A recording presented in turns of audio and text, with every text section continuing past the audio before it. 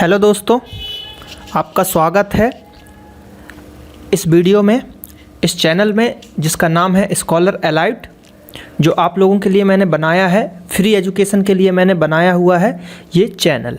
चलिए, तो यहाँ पे जो आज हम देखेंगे MPPSC जीके टेस्ट सीरीज़ जो मैंने स्टार्ट की है आप लोगों के लिए, उसका पार्ट 3 तक ऑलरेडी मैं अपलोड कर चुका हूँ। तो आप लोगों से रिक्वेस्ट है कि पार्ट 1, 2, 3 तीनों को देखें, पार्ट 4 को भी देखें, ठीक है।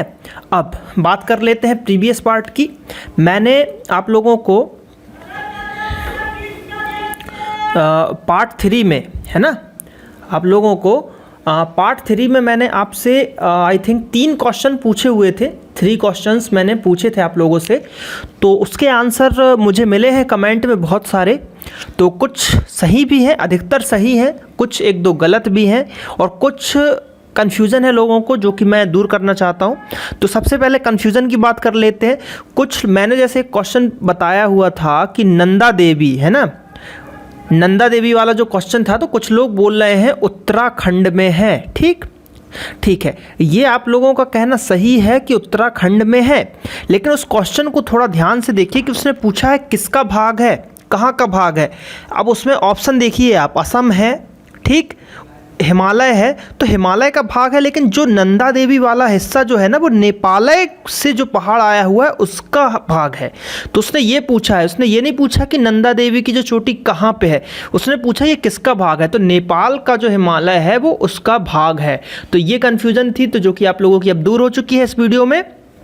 अब क्वेश्चन की बात कर लेते हैं। क्वेश्चन मैंने पूछा था कि जो भाग है ना, भाग 20 था जो संविधान संशोधन का, है ना, संविधान संशोधन का भाग था, वो कहाँ से लिया गया है। तो सबने सही आंसर बताया है, ये साउथ अफ्रीका से लिया गया है 368 आर्टिकल के तहत, है ना।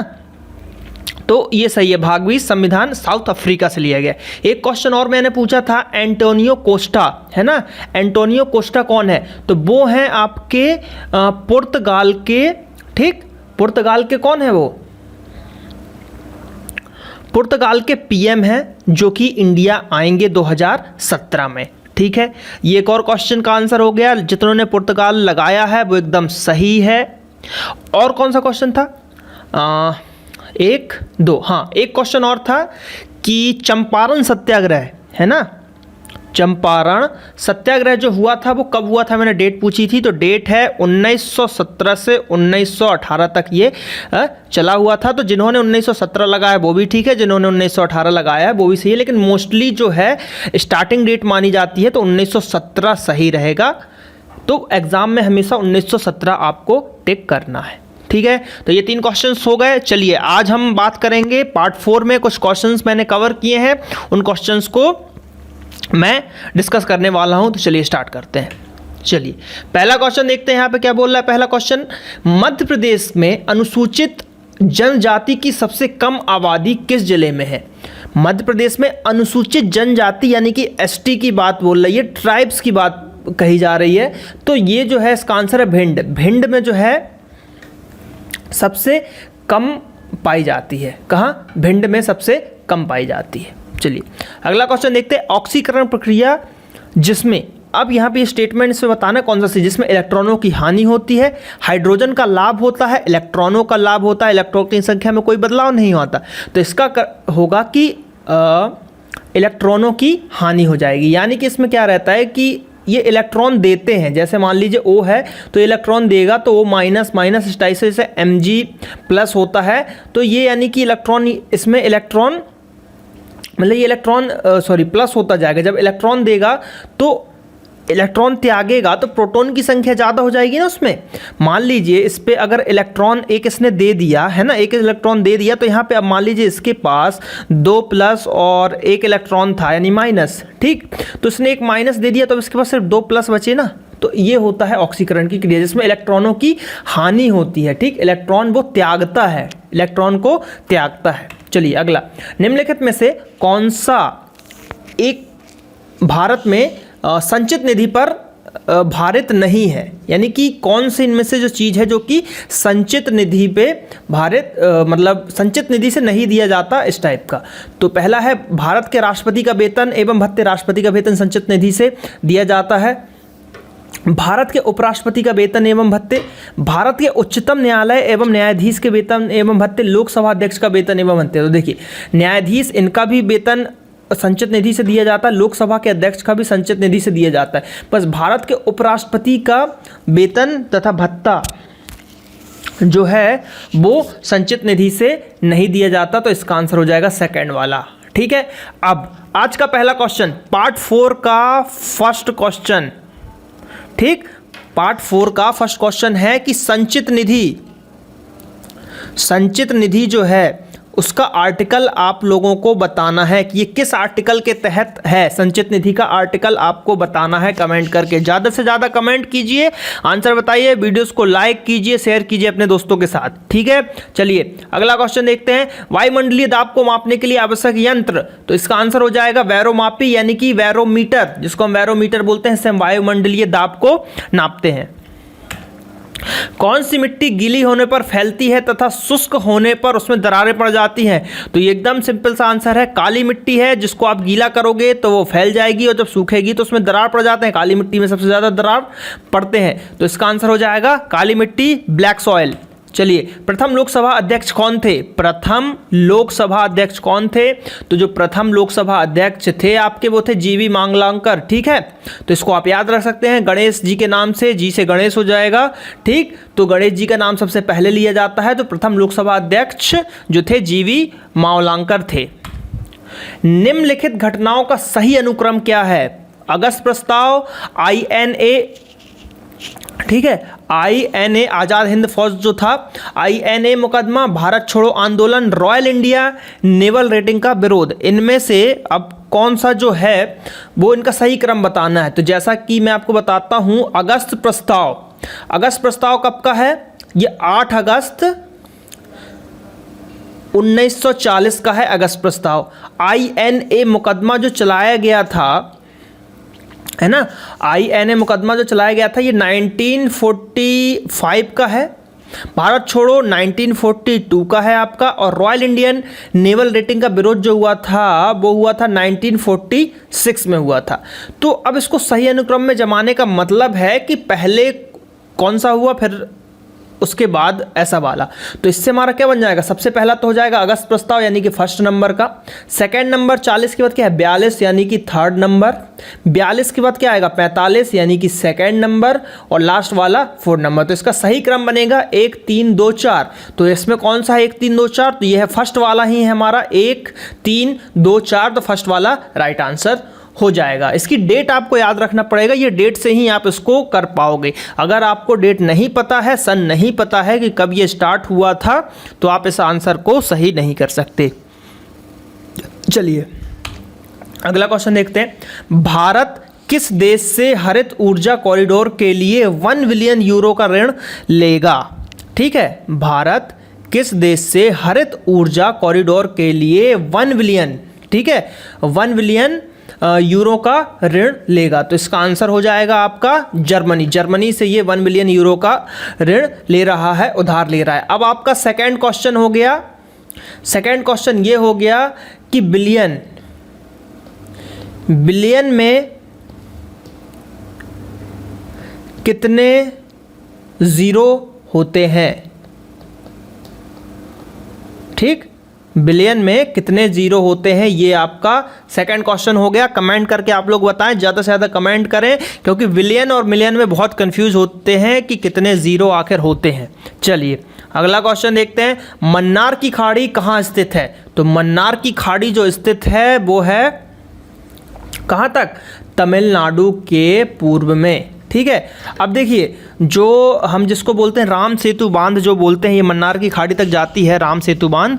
तो यहाँ पे मैं आपको बताना चाहूँगा कि ये क्वेश्चन जैसे पूछा जाता है कि कहाँ से स्टार्ट हुआ है, तो धनुषकोडी से। रामेश्वरम तो सबको पता रहता है, ठीक, तो रामेश्वरम के धनुष है ना, धनुषकोडी से, धनुषकोडी से, ये रामेश्वरम के धनुषकोडी से श्रीलंका में जब वहाँ ये राम सेतु है, ये मन्नार की खाड़ी तक जाता है, जिसको आदम का पुल भी कहा जाता है। तो ये आपको याद रखना है। धनुषकोडी मेनली याद रखिए, क्योंकि आजकल रामेश्वरम ऑप्शन में नहीं मिलता, ऑप्शन में धनुषकोडी दिया रहता है। सिविल अधिकार संरक्षण अधिनियम 1955 के अंतर्गत तीसरी बार अपराध करने पर व्यक्ति को न्यूनतम कितनी सजा होती है? सिविल अधिकार संरक्षण अधिनियम 1955 के अंतर्गत तीसरी बार अपराध करने पर व्यक्ति को न्यूनतम कितनी सजा होती है? तो व्यक्ति को जो न्यूनतम सजा होती है वो होती है 1 वर्ष की। तीसरी बार में जब अपराध वो करेगा तो मिनिमम 1 साल को उसको जेल होगी या सजा होगी, जो भी उसको सजा दिया जाएगा। मध्य प्रदेश को कुल कितने कृषि जलवायु क्षेत्रों में बांटा गया है? मध्य प्रदेश को कितने कृषि जलवायु क्षेत्रों में बांटा गया है? तो ये बांटा गया है आपका 11, तो 11 is the right answer. Bandhavgarh का किला और राष्ट्रीय उद्यान किस जिले में आते हैं? बांधवगढ़ का किला और राष्ट्रीय उद्यान किस जिले में आते हैं? तो ये आते हैं आपके, बांधवगढ़ जो है उमरिया जिले में है, ठीक। तो उमरिया जिले में बांधवगढ़ का किला आपका आता है। यदि पंचायत भंग होती है, ठीक है, मान लीजिए ग्राम पंचायत जैसे कि हमारी लोकसभा को भंग कर दिया जाता है, वैसे ही यदि पंचायत भंग होती है तो किस अवधि के अंदर निर्वाचन होंगे? मतलब पंचायत एक बार भंग हो गई तो अब कितने महीनों या कितने दिनों के बाद आपका फिर से चुनाव करा के पंचायत को चालू कराई जाएगी, सरपंच वगैरह सब आएंगे। तो इसकी जो अवधि होती है वो अवधि है आपकी 6 माह की, है ना। 6 महीने के भीतर उनको चुनाव प्रक्रिया संपन्न कर लेना पड़ता है। ऐसे ही राष्ट्रपति के चुनाव में भी अगर राष्ट्रपति पद से हट गए तो 6 महीने के अंदर उनकी पोस्ट को फिल करना रहता है, भरना रहता है। तो ये 6 महीने वहाँ भी लागू होगा। बिहार की राह पर चलते हुए किस राज्य की सरकार ने भी अब अपने यहाँ शराब पीने, बेचने और खरीदने पर 10 साल की सज़ा का प्रावधान किया है? 10 साल की सज़ा का प्रावधान किया है, ठीक है। तो सज़ा, बिहार सरकार जो है 10 साल की सज़ा दे रही है शराब बेचने मतलब पीने पे, है ना। तो अब यही चीज़ वहाँ गुजरात में चालू हो रही है। गुजरात को पहले ही ड्राई स्टेट तो कर दिया था घोषित, है ना। गुजरात में दारूबंदी हो चुकी थी, फिर बिहार में दारूबंदी हुई, लेकिन सज़ा नहीं थी। अब बिहार ने सज़ा चालू किया तो ये गुजरात ने भी आपका सज़ा चालू कर लिया, तो इसका आंसर हो जाएगा गुजरात। चलिए, जल का शुद्धतम रूप क्या है? समुद्र का जल, वर्षा का जल, नल का जल या आसुत जल? तो जो जल का शुद्धतम रूप है वो है वर्षा का जल। वर्षा का जल एकदम शुद्धतम रूप होता है। आप बशर्ते वो ज़मीन पे ना आ पाए, ऊपर ही अगर आप उसको किसी चीज़ में स्टोर कर लेते हैं तो वो बहुत ही उपयोगी है, एकदम शुद्ध वाटर है वो, ठीक। अगर एसिड रेन नहीं हो रहा है तो, लेकिन एसिड रेन अगर हो रहा है तो फिर वो बहुत ही ख़राब पानी है। भारत के उपराष्ट्रपति को प्रतिष्ठित करने का संकल्प निम्नलिखित में से कहाँ पर स्थापित किया जा सकता है ना। राष्ट्रपति को प्रतिष्ठित करने का संकल्प निम्नलिखित में से कहाँ पर स्थापित किया जा सकता है? तो राष्ट्रपति आप सभी को पता है केवल राज्यसभा में रहते हैं, राज्यसभा के मनोनीत वो होते हैं, वहाँ का सदस्य नहीं होता है, तो केवल राज्यसभा में। बेगम हजरत महल ने 1857 के विरोध का निम्नलिखित में से किस शहर के नेतृत्व मतलब किस शहर से नेतृत्व किया था? तो बेगम हजरत महल। अब देखिए बेगम जुड़ रहा है, आप सभी को पता है कि जो बेगम है, अब लखनऊ इसका आंसर होगा लखनऊ। लखनऊ में भाई नवाबों का शहर बोला जाता है, नवाब लखनऊ में है तो बेगम भी होंगी, ठीक है। तो बेगम का आंसर यहाँ से बेगम हजरत महल लखनऊ से थी। एक और क्वेश्चन कि भाई जो कानपुर है, कानपुर से कौन थे, है ना। 1857 की क्रांति में कानपुर से कौन थे, ये आपका अगला क्वेश्चन हो जाएगा, यानी कि 3rd नंबर का क्वेश्चन हो जाएगा इस पार्ट का। तो सभी को जवाब देना है। जवाब बहुत कम आते हैं, जितने व्यू हो रहे हैं उस हिसाब से लोग जवाब नहीं दे रहे हैं, 50-60 कमेंट ही कर रहे हैं, आंसर दे रहे हैं। आप लोगों से रिक्वेस्ट है कि जो भी वीडियो देखें क्वेश्चनों का जवाब जरूर दें, इससे आप लोगों को फायदा होगा और याद होगा। तो ज़्यादा से ज़्यादा कमेंट करें, लाइक करें। वीडियो अगर आपको पसंद हो रहा हो तो लाइक जरूर करें। वीडियोस आप लोग देखते हैं पर लाइक नहीं कर रहे हैं, तो ज़्यादा से ज़्यादा वीडियोस को लाइक करें, अपने दोस्तों में जरूर बांटें। चलिए अगला क्वेश्चन, किस विश्वविद्यालय को केंद्रीय विश्वविद्यालय का दर्जा दिया गया है? तो केंद्रीय विश्वविद्यालय का जो दर्जा दिया गया है वो है डॉक्टर हरि सिंह गौर। डॉक्टर हरि सिंह गौर विश्वविद्यालय, जो कि कहाँ पे है? सागर, सागर एमपी में है डॉक्टर हरि सिंह विश्वविद्यालय, और इनको जो है केंद्रीय विश्वविद्यालय का आपको दर्जा दिया गया है। और ये कब बना था तो ये बता दूं, आज़ादी के पहले बना था, 1946 का है। ये हमारे यहाँ का सबसे पुराना यूनिवर्सिटी है। तो डॉक्टर हरि सिंह गौर विश्वविद्यालय सागर में है, बहुत ही अच्छी यूनिवर्सिटी है, आपको वहाँ जाना चाहिए, एक बार देखना चाहिए। ओलंपिक खेल कितने वर्ष के अंतराल पर आयोजित किया जाता है? तो जो ओलंपिक खेल है वो आपका 4 वर्षों के उसमें किया जाता है अंतराल में। तो अभी ही जैसे कि ब्राज़ील में हुआ था, ब्राज़ील में अभी ओलंपिक हुआ कब? 2016 में। तो अगला कब होगा? 2020 में होगा अगला, जो कि ओलंपिक खेल।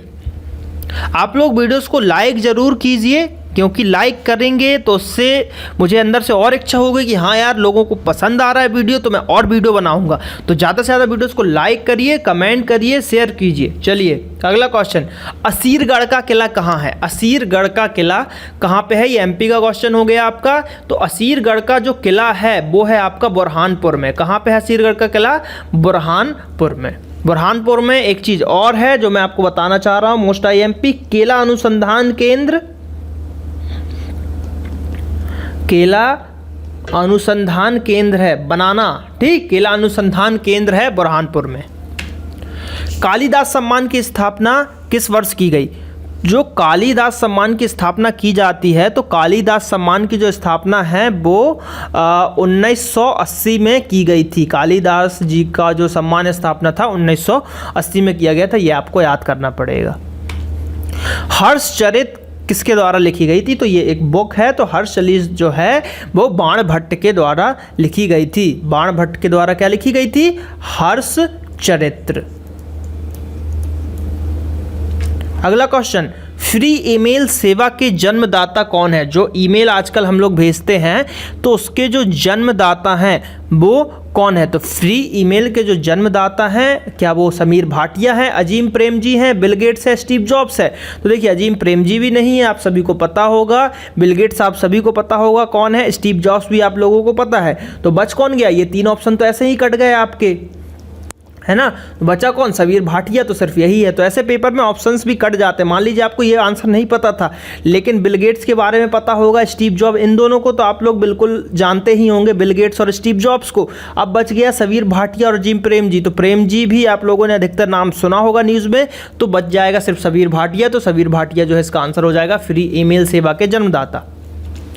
विश्व में सर्वाधिक कंप्यूटर वाला देश कौन सा है? तो विश्व में सर्वाधिक कंप्यूटर वाला जो देश है, क्या जापान है, क्या भारत है, क्या रूस या अमेरिका? तो सबको पता होगा अमेरिका में सबसे ज़्यादा टेक्नोलॉजी विकसित हो चुकी है, डेवलप्ड कंट्री है। तो अमेरिका में सबसे ज़्यादा कंप्यूटर वाला देश भी कौन सा हो जाएगा? अमेरिका। गुप्त राजवंश प्रसिद्ध था। तो गुप्तकालीन राजवंश थे, तो वो जो साम्राज्यवाद के लिए बहुत ही फेमस थे। हिस्ट्री में जब मैं गुप्त साम्राज्य समझाऊंगा तो बहुत ही अच्छे से ये चीज़ मैं एक्सप्लेन करूंगा कि कैसे वो साम्राज्यवाद थे। अभी आपको सिर्फ आंसर याद करना है कि गुप्त राजवंश जो है किसके लिए प्रसिद्ध था? तो साम्राज्यवाद के लिए प्रसिद्ध था।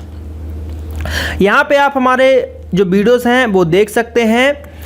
नेक्स्ट वीडियो आप ज़रूर देख सकते हैं यहाँ पे क्लिक करके। और सबसे पहले हमारे चैनल को आप सब्सक्राइब कर लीजिए, ताकि आपको जो भी वीडियो हो वो नोटिफिकेशन के माध्यम से पता चल जाएगा। और हमारे फेसबुक पेज को भी लाइक कीजिए, और नेक्स्ट प्रीवियस वीडियो आप यहाँ पे देख पाएंगे। तो ज़्यादा से ज़्यादा वीडियोस को लाइक करें, कमेंट करें, शेयर करें, ताकि आप लोग अच्छे से स्टडी कर सकें, फ्री एजुकेशन ले सकें। चलिए मिलते हैं नेक्स्ट पार्ट में। Thank you.